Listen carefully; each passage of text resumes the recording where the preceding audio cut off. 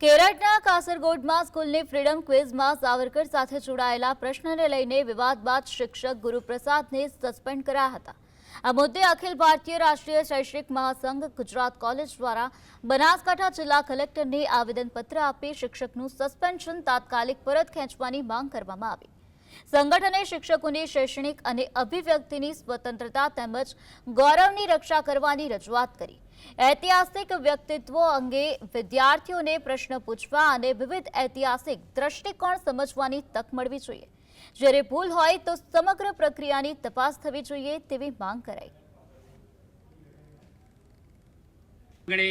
એવી છે કે આ સસ્પેન્ડ થયેલા ગુરુપ્રસાદ નામના શિક્ષકને તાત્કાલિક એમના ફરજ ઉપર હાજર કરવામાં આવે અને એમનો આ પ્રશ્ન છે એની ગંભીરતાપૂર્વક તપાસણી। પ્રશ્ન કોઈ રાષ્ટ્રદ્રોહ અથવા કર્મચારીને સસ્પેન્ડ થાય એવો ગંભીર પ્રશ્ન નથી, માટે એની યોગ્ય તપાસણી થાય